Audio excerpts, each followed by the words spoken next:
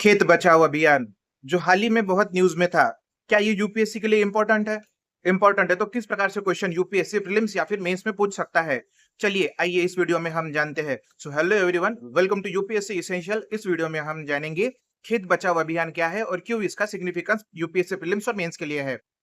तो first and foremost ये अभियान क्या है, तो याद रखो, एग्रीकल्चर के द्वारा जो फार्म है वो जो डिस्ट्रॉय हो रहे हैं उससे अवेयरनेस बढ़ाने के लिए, उससे रिलेटेड अवेयरनेस बढ़ाने के लिए एक अभियान लॉन्च किया गया है। उस अभियान का नाम है खेत बचाओ अभियान।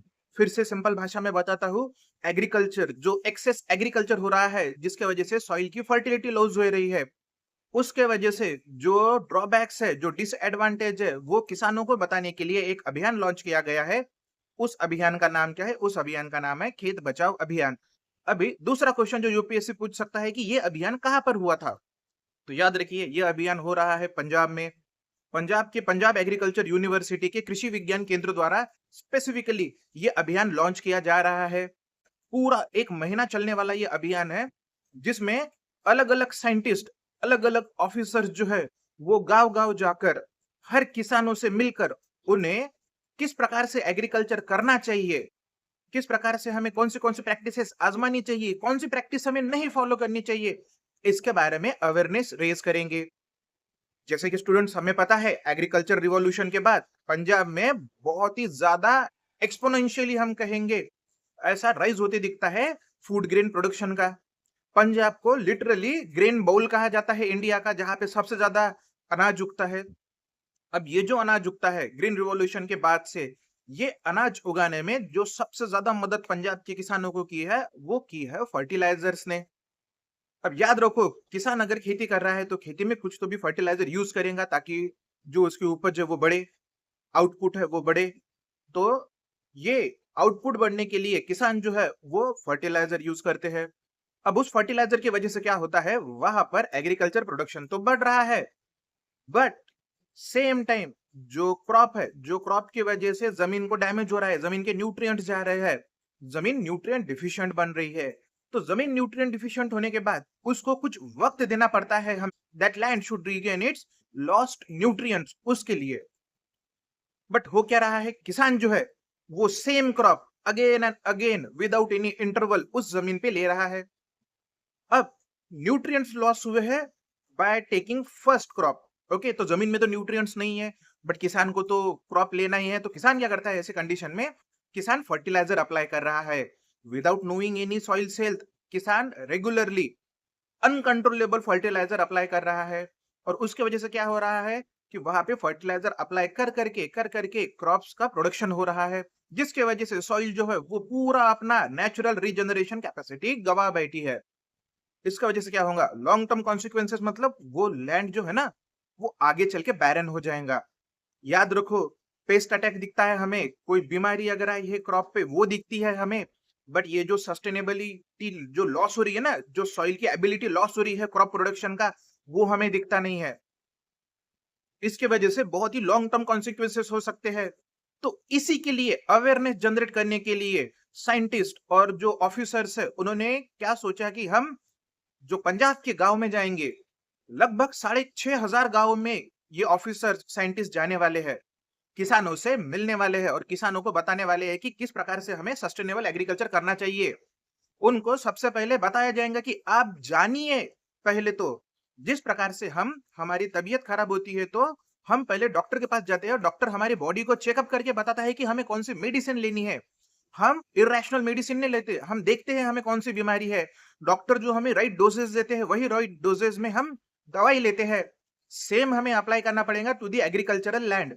हमें एक प्रॉपर फैसिलिटी में जाके सॉइल की टेस्टिंग करनी पड़ेगी, उसमें देखना पड़ेगा कि सॉइल में कौन से न्यूट्रिएंट्स है, कौन से न्यूट्रिएंट डिफिशिएंट है। उसके बाद में उस सॉइल में हम कौन सा क्रॉप ले सकते हैं और कितना हमें उस सॉइल में फिर फर्टिलाइजर ऐड करना पड़ेगा ताकि सॉइल जो है उसकी नेचुरल कैपेसिटी बनी रहे। याद रखो, अगर इस तरीके से हम करेंगे तो सॉइल जो है उसकी न्यूट्रिएंट कैपेसिटी भी एक प्रॉपर लेवल पे मेंटेन रहेगी। हम किस प्रकार से क्रॉप रोटेशन करके भी, मतलब आज अगर एक इस सीजन में एक क्रॉप लिया तो दूसरे सीजन में दूसरा क्रॉप लेंगे, उस प्रकार से भी हम क्या कर सकते हैं, हम सॉइल की जो क्या कहेंगे हम न्यूट्रिएंट्स है उसको मेंटेन रख सकते हैं। इस प्रकार से देखिए, इंडिया में एक बहुत ही बड़ा क्राइसिस आ रहा है कि सॉइल का जो ऑर्गेनिक मैटर है, इंडिया में मोस्टली हम कहेंगे पंजाब का, वो बहुत ही डिक्रीज़ हुआ है। 0.5 ये ऑर्गेनिक कंटेंट है परसेंट में। अगर हम देखेंगे कि सॉइल मैटर का पंजाब का, जो कि इंडिया में 0.1 मतलब 1% है इंडिया में, और वर्ल्ड की बात करें तो वर्ल्ड में 3 टू 5% दिखता है हमें ऑर्गेनिक मैटर। तो अगर वर्ल्ड लेवल पे देखें या फिर इंडिया के लेवल पे देखें तो पंजाब का जो सॉइल है उसका ऑर्गेनिक मैटर कम हो रहा है। ऑर्गेनिक मैटर कम होगा दैट मीन्स वहां पे न्यूट्रिएंट कम हो रहे हैं। न्यूट्रिएंट कम हो रहे हैं मतलब किसान जो है वो ज्यादा फर्टिलाइजर अप्लाई करेगा। ज्यादा फर्टिलाइजर मतलब इनपुट कॉस्ट बढ़ रहा है। अब ये इनपुट कॉस्ट बढ़ेगा तो मतलब आउटपुट कॉस्ट भी बढ़ेगा, तो मतलब फसलों के दाम बढ़ेंगे। ये तो एक चीज हमें समझ गई। तो ये तो हो गया इकोनॉमिकल वे, बट इसका कोई पब्लिक हेल्थ पे इफेक्ट हो सकता है क्या? चलिए ये जानते हैं फटाक से। अगर हम कोई क्रॉप ले रहे हैं तो क्रॉप लेने के लिए हम फर्टिलाइजर अप्लाई करेंगे।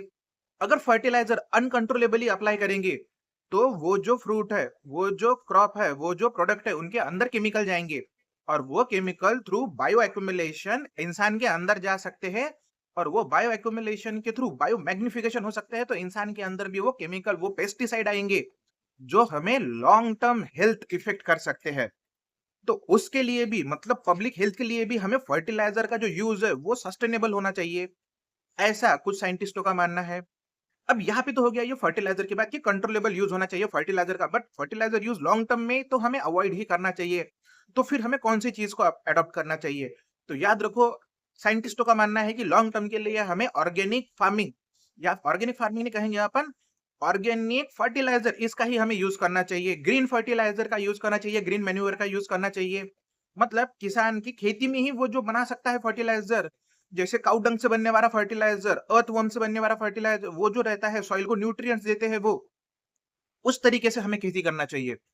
उससे क्या होगा, जो फसल है, फसल तो अच्छी आएंगी ही, मतलब एक तो वो हो गया, फसल अच्छी आ जाएंगी। सेकंड, जो ह्यूमन हेल्थ पे इफेक्ट हो सकता है ये फर्टिलाइजर्स की वजह से, केमिकल्स की वजह से, पेस्टिसाइड्स की वजह से, वो नहीं हो सकता, वो अवॉइड किया जा सकता है। ओके, तो यही सारी चीजों को लेकर लोगों में अवेयरनेस क्रिएट करने के लिए पंजाब में खेत बचाओ अभियान शुरू है।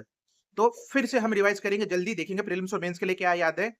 तो खेत बचाओ अभियान क्या है? तो याद रखो ये एक अवेयरनेस कैंपेन है। वन डे अवेयरनेस कैंपेन है क्या? नहीं, ये एक लॉन्ग टर्म मंथ चलने वाला अवेयरनेस कैंपेन है, जिसके थ्रू अलग अलग साइंटिस्ट, अलग अलग ऑफिसर जो है वो पंजाब के हर खेत मतलब गाँव में जाके वहां के किसानों को मिल के, किसानों को किस प्रकार से खेती करनी चाहिए, किस प्रकार से सॉइल की हेल्थ के बारे में हमें जान के ही वहां पे फर्टिलाइजर अप्लाई करना चाहिए, इसका अवेयरनेस जनरेट करेंगे। देन नेक्स्ट, कैसे ड्रॉबैक्स होते हैं एक्सेस फर्टिलाइजर यूज के, वो उन्हें बताएंगे। पब्लिक हेल्थ पर भी इसका किस प्रकार से इफेक्ट हो सकता है वो बताएंगे। तो प्रीलिम्स में क्या पूछा जा सकता है? तो याद रखो, प्रीलिम्स में पूछा जा सकता है खेत बचाओ अभियान किस चीज से जुड़ा है। तो याद रखना, एग्रीकल्चर अवेयरनेस से जुड़ा है। कौन से रीजन में हुआ था? तो पंजाब रीजन में हुआ था। किससे जुड़े ये अवेयरनेस जनरेट करते हैं? तो एक्सेस फर्टिलाइजर यूज, जो एक्सेस फर्टिलाइजर यूज हो रहा है ना, उसको किस प्रकार से अवॉइड करके हम फार्मिंग कर सकते हैं, उसके लिए ये अभियान हो रहा है।